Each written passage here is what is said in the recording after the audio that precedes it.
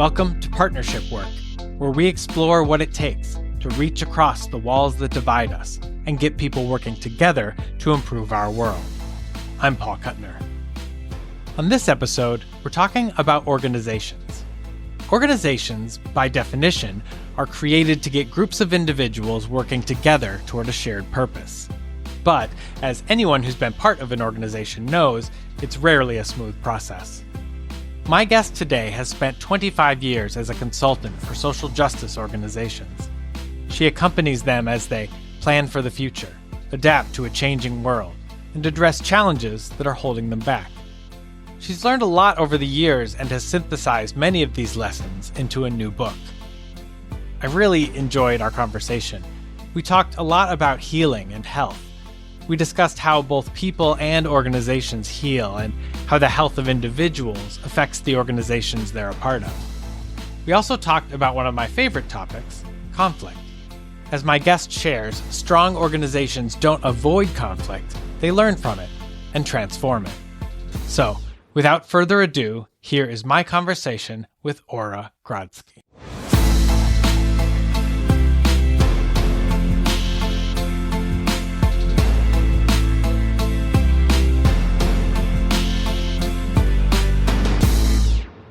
Today, I am excited to be joined in the studio by Ora Grodsky, co-founder of JustWorks Consulting. Ora has spent the last 25 years working with organizations that are committed to building a more just world. She supports these organizations as they work to transform themselves and plan for the future. Ora calls what she does transformational consulting and has recently published a book synthesizing her approach entitled Justice, Love, and Organizational Healing. Ora writes that this is the book she would have wanted to have when she was starting out in consulting. It's packed with wisdom from Ora and from authors and colleagues who have taught her along the way. Ora is a mother and a gardener living here in the Boston area. Ora, thank you so much for joining me on Partnership Work. Paul, it's a great pleasure. Thank you. In your book, you refer to yourself as a transformational consultant. I was hoping you could tell me a bit more about transformational consulting and specifically how you describe it to people who are brand new to the kind of work you do. Yeah, thank you. So transformational consulting is differentiated from a couple of different other kinds of consulting. We have expert consulting where somebody knows the answer to a problem. I need to have this thing fixed, and we have somebody come in and they fix it for us. And what transformational consulting adds is the dimension of really allowing us to see wider than we have been seeing before. So we're not just looking to solve what's called a technical problem. We're looking to see things in new and nuanced ways.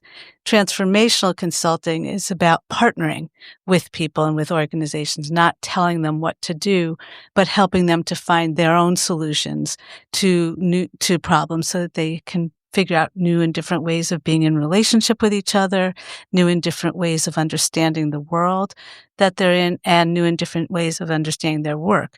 Because when working for a more just and sustainable world, we're looking for solutions that don't yet exist. So we can't use the same things that we have been doing. We need to be able to see things differently than we've seen them. Right.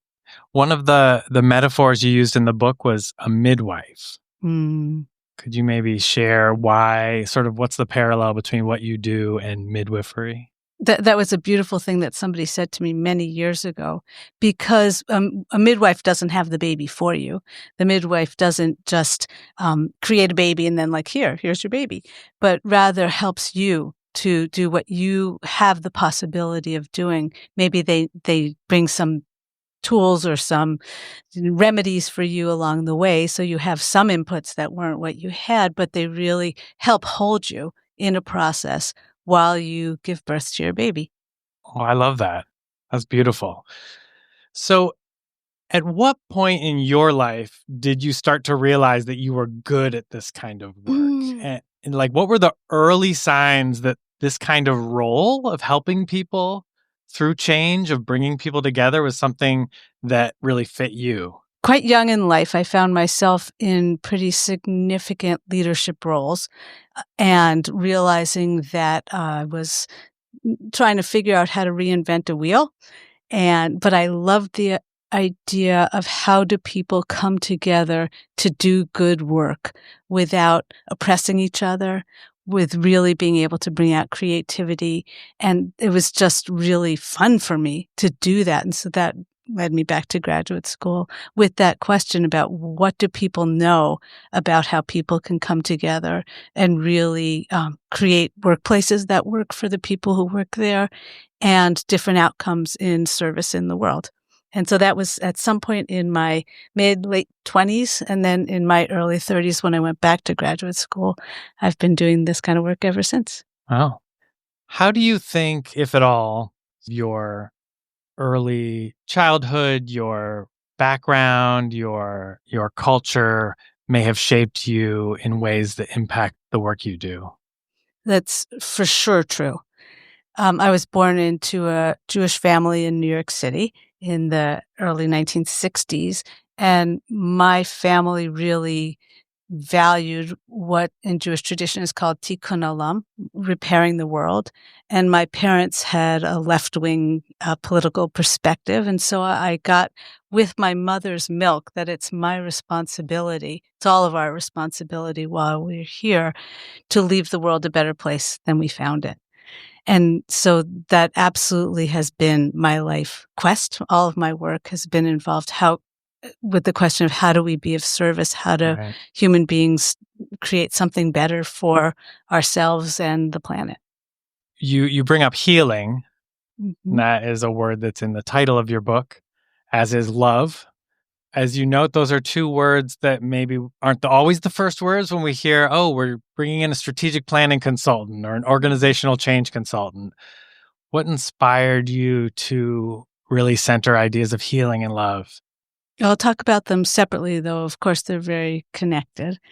So my first career, I was an acupuncturist, and I was the academic dean of the New England School of Acupuncture, and was very interested in how do bodies heal, about human health.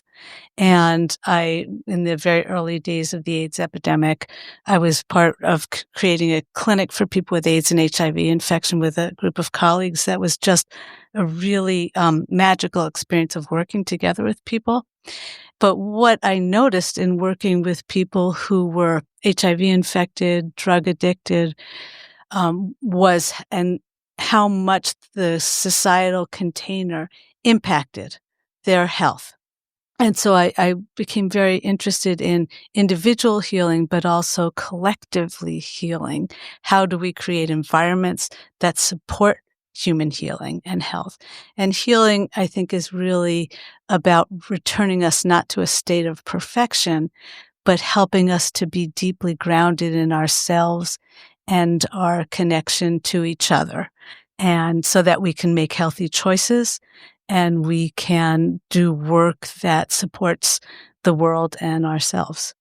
So healing, and also as an acupuncturist, that in my background as an acupuncturist is about using a body's own energy to heal, right? Acupuncturists don't inject something into a body. We use needles to stimulate the body's own energy or other ways. And organizational work is kind of like that too. Transformational consulting, we're not injecting something into the organization necessarily, although we do bring tools and wisdom in. We're really helping the organization's own energy to align and to flow. So that's how I think about organizational healing.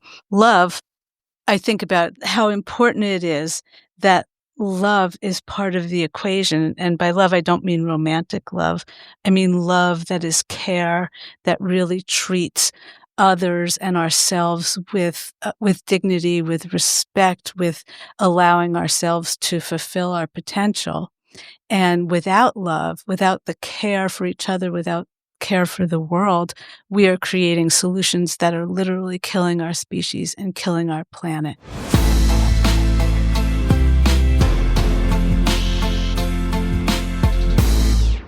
This podcast is about the work of bridging across the cracks and the fissures that divide people. In your work, it seems like those cracks are often seen within a single organization. What, in your experience, are some of the main divisions or cracks between people that need healing, that need addressing? Mm-hmm. often we think, well, these two people don't get along or they don't like each other, they can't work together. And I think usually it's if we look upstream at the context that they're in, then we can see why those cracks happen. So are their goals clear? Are they clear on what they're trying to create? Are they clear what they stand for, what their values are? Are they clear on what their roles are? Often when those things aren't clear, then we as humans get a little contracted, maybe our nervous systems get a little dysregulated, and then we come out of good relationship with each other. And so a lot of times those cracks are about the context is not clear enough. And often that can be informed by identity, by is there misunderstanding across race, across gender, misinterpretation? Are there power dynamics that are at play across differences of identity that we also need to look at and make more explicit? Oftentimes, people aren't even aware, people who are perpetuating those, obviously people who are on the receiving end of those kinds of dynamics are very aware that that's what's happening usually. But that when we can surface those, people have an opportunity to come into different relationship across difference. Right. It would be helpful at this point maybe to get concrete and hear some examples of some of the work you've done. Specifically, you keep talking about context. The context is important. I know from when we spoke on the phone before this, you talked about creating a container. You talk in the book about holding space. Can you maybe tell us a bit about what it looks like for you to create a container where these conversations can happen, where this healing can take place? And when does that start? And I'm thinking, long before you get in the room with people, with a group, to have a dialogue, to do planning, what's all the run up that goes into preparing to create that container? Yeah, quite a lot. And often it looks very easy and people think, well, you can just come in and do this and run a meeting, run a day-long retreat for us. We don't need to plan. And it's really important to plan. I think it's also really important to note that we have to balance that with Adrienne Maree Brown talks about more presence, less prep. And I really believe we need to bring our presence is a huge thing, but we also need to prepare. So before we even come into a room to talk to each other, we need to clarify what's called our POP. This is a framework by Leslie Shaw Jaffe and Randall Alford that says that for every process, for everything that we do, we first ask, what's the purpose? Why are we doing this thing? And then we say, what are the outcomes? When we're successful at the end, where do we want to be? What do we want to have? And then we can design a process for how we're going to have that conversation. And what's often true is we come into a room to talk to each other. I've got my agenda, you've got your agenda, and we're in different conversations. But just preparing to really know what is the conversation that this group of people or these two people need to have in this moment, and agreeing, yes, this is why we're meeting. This is what we want to get out of it. And then this is the way it's going to work for us to have that conversation, not to be rigid, not to be inflexible, but just so that we can know and what the expectation is and what we're working towards together.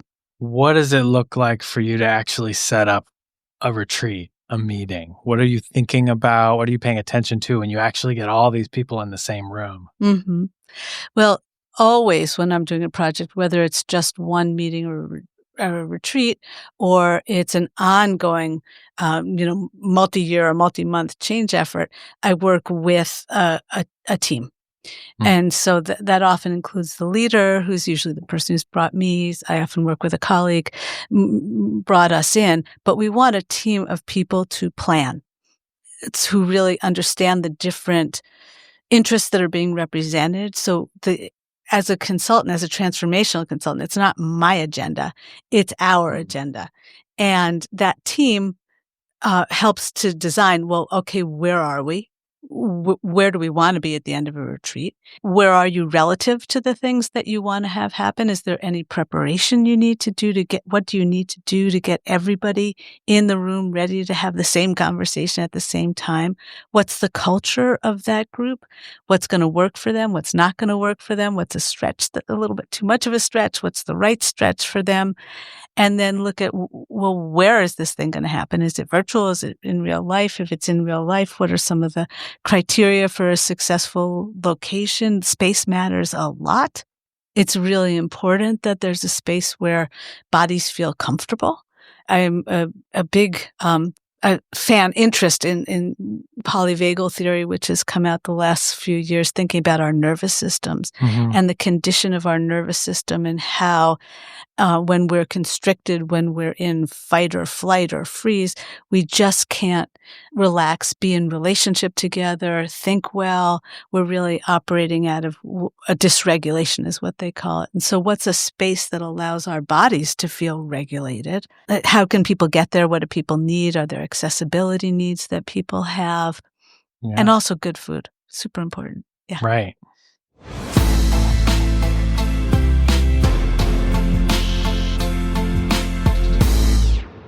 One of the things that I really appreciated about the book was the section on conflict. So it came up in the chapter, Transformational Change is Hard Work, which is an excellent title, by the way. In my experience, conflict and disagreement are often left out when we tell the story of a partnership or a campaign, but we know from experiencing it, the conflict is always present. As you write in your book, our instinct is actually often to avoid conflict. It can be very scary. It can put us in that fight or flight space that you just talked about. You're very honest in the book about the ways that you tried to avoid conflict early in your career, and I definitely related to what you said. So my question is, when did you first realize that you personally needed to change how you addressed conflict in your work? I would not say that happened all at once. I would say gradually over time, certainly when I was in graduate school. And I first learned about the importance of conflict to growth and noticing in myself my tendencies to avoid conflict or the ways that I avoided conflict. I'd say that took some time, a repeated exposure to people who really understood those ideas, were patient with me, and then understanding the difference between conflict and harm. That conflict can cause harm depending on how it's handled, but it can also it's also necessary for creativity and for growth. So I think I was afraid of conflict because I equated it with harm, with loss of relationship, with harm. And to understand we can be in conflict with our needs, it doesn't mean it doesn't mean violence. Right. It means listening, understanding, being willing to see again a wider aperture, a bigger picture of what's happened. Are there specific tools or practices that you like to use when you see conflict arising? There's so many different ways of addressing. I am a big fan of a process called deep democracy, which their motto is wisdom in the know, N-O. And so the theory is that every voice of dissent has some grain of truth in it. There's something in there to learn, maybe not the whole package of it, but there's something. And so how do we listen long enough to see where's the wisdom in the know? It's not that somebody is completely opposed to this idea. They just want to make sure this really important thing gets included. And when we can slow down and hear that, then we can really create the possibility of people coming along and creating a better outcome than something that misses something really important. Right. And in the book, you even put that on yourself. So I noticed you talk about resistance, people who are resisting you, resisting the process, resisting this, and I appreciated it because I think it can be easy to dismiss resistance and explain it away. Yes. But you really talked about pushing yourself to see what's the value in the resistance. There's some knowledge there. That's exactly. Do you have any examples of times when you've really been challenged by people in the room, when people have really challenged the process and what you learned from that? Well, I would say earlier on, but what I've really learned mostly is not to come into the room where the meeting has happened before everybody who is going to be there agrees to and understands what's going to happen. So a lot of that really gets addressed with the preventions of making sure we have the right agenda. We've done what we need for people to be in the room. But for example, I was facilitating something recently, kind of a favor I was doing to a group as a volunteer, and I worked, and it came up very quickly, but they really needed a planning retreat pretty quickly. And I did some work with a small committee to make sure we had the right agenda. And I said many times, so this is really the goal. This is the thing we're working on. Everybody agrees. Can you make sure everybody agrees? And yes. And we get, lo and behold, we get in the room, and they introduce the thing, and somebody raises their hand. I don't agree. And so what I know needs to happen then is that we need to find out why. And so I did a process of going around the room and hearing from everybody kind of how was the proposal landing for them. And we were really able to surface that actually the person who raised their hand and said, I don't agree, really had a small concern about it. And we were able to shift it in such a way that it incorporated his wisdom to the betterment of everybody's interest. Can you tell me about the conflict avoidance escalator? Yeah. Thank you for asking about that. That is based on a couple of people's different work that I put together in a particular way. And it's based both on the Ladder of Inference by Chris Argyris, which basically is a step-by-step process of how we as human beings take in data that really confirms what we already believe, and then we're kind of in that reinforcing loop of only then taking in more data to reinforce our position. I combined that with Bill Pregler, who unfortunately died in the early 2000s, late 90s, but he did a lot of work on conflict resolution in schools and talked about a conflict escalator and how conflicts escalate. So the conflict avoidance escalator, which I developed, talks about what are the consequences of not saying the truth to each other and how that really escalates our disconnection from each other. So maybe it starts really, it's a small thing happens. I interpret it in my way. You interpret it in your way. But I make up a story. I don't want to make waves, so I'll just let that thing go. But then the thing goes, and it goes on, and I make up more of a story about, well, this is why they're doing this thing. And it may or may not be true because I haven't just asked, well, why did that thing happen, or let you know the impact on me. And there are steps in the conflict avoidance escalator that we can see where things become intractable. But really, it's because we weren't able to come back down and ask. And both ask about what is happening and express the impact on us, and then tensions rise, and we lose trust, partnership, collaboration, and authentic relationship from allowing small things to get big. Right.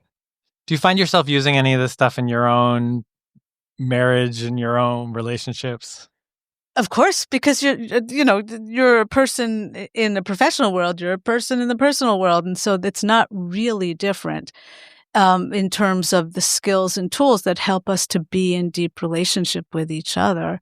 And so, yes, absolutely. All the skills of listening, all the skills of asking, all the skills of questioning my own assumptions, of breathing, of allowing space when there's a stimulus, that's not different in my personal or professional life.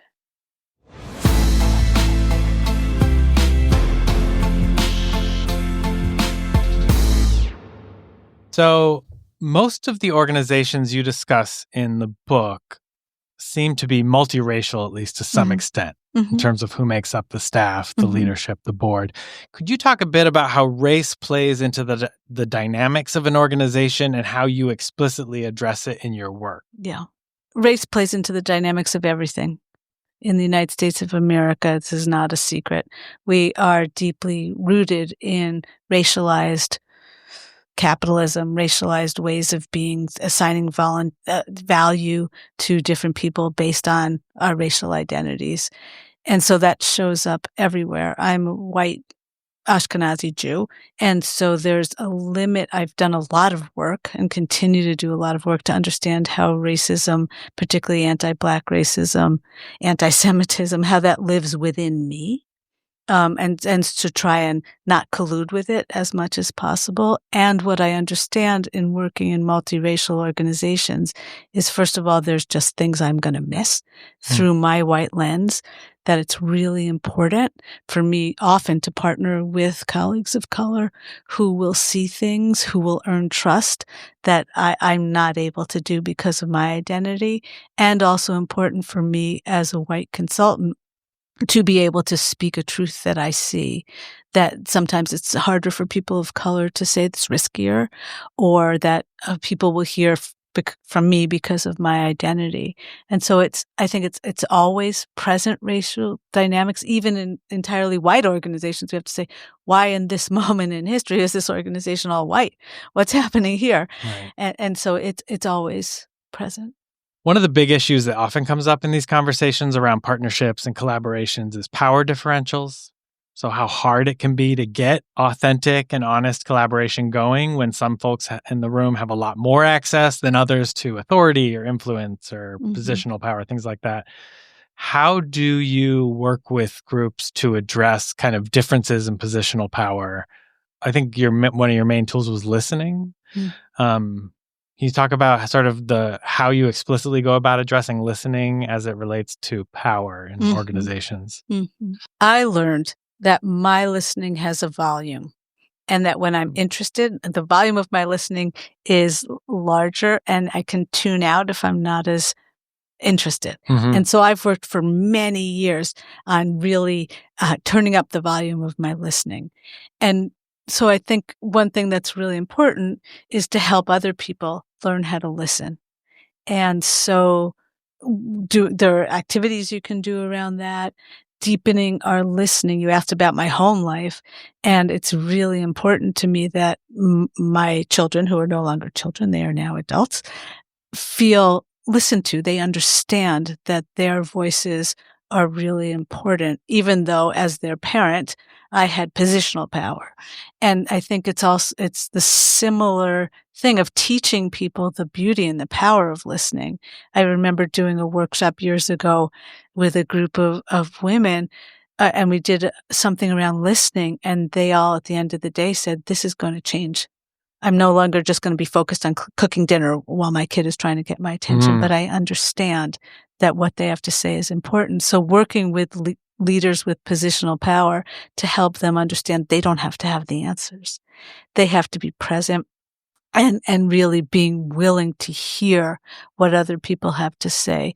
I think if you create a committee or a group of people working together across positional power, and the people with positional power are not willing to deeply listen, it's not going to work. And it can be hard because they got to have the positional power often because they did have the answers. It can be a real liberation for leaders to learn, I don't always have to have the answers. I need to be able to really listen and then help people figure it out and own my power, right? It isn't just, I don't know anything, you all figure it out, but to both own your power and also share your power. It's a liberation for a lot of leaders who feel they have the weight of the world on their shoulders.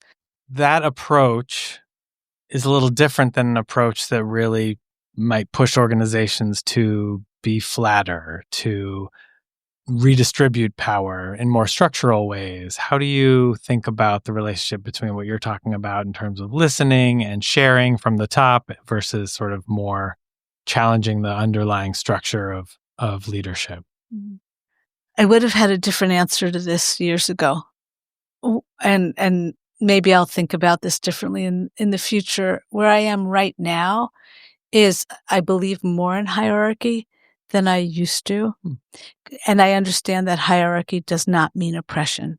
But I do think there are levels of accountability that people have that when we don't tell the truth about it, it's burdensome. So I myself worked in a collective years ago, and the truth of the matter was that we pretended we had equal power, but it wasn't true. And doing that placed a huge burden on the people who were actually doing more of the work. So I do believe in creating environments within which people can do their work in the most creative, engaged way. And I also do believe we can have real relationship and accountability and efficacy across levels of power. That's fascinating. What would surprise someone who's unfamiliar with your job? I would say for me, I don't know that this is true for other people, how much time I spend taking care of my own nervous system. So really spending time in the mornings, meditating, doing yoga, regulating myself, so that in the moment, when surprising things happen, I can stay regulated. Because as I quoted Deb Dana in my book, and I'm paraphrasing her quote, but only when I have a well-regulated nervous system can I hold space for other people to become regulated. And so the amount of time and attention, not in a selfish way, but starting with myself and tending to my own regulation, is a really important part of the work. It's not extra or different. Mm-hmm. And re-regulating because I'm human. Right. Yeah. No, that's great advice. So that's the end of my questions. Thank you so much for coming on today, for coming down to the studio. I really enjoyed talking to you.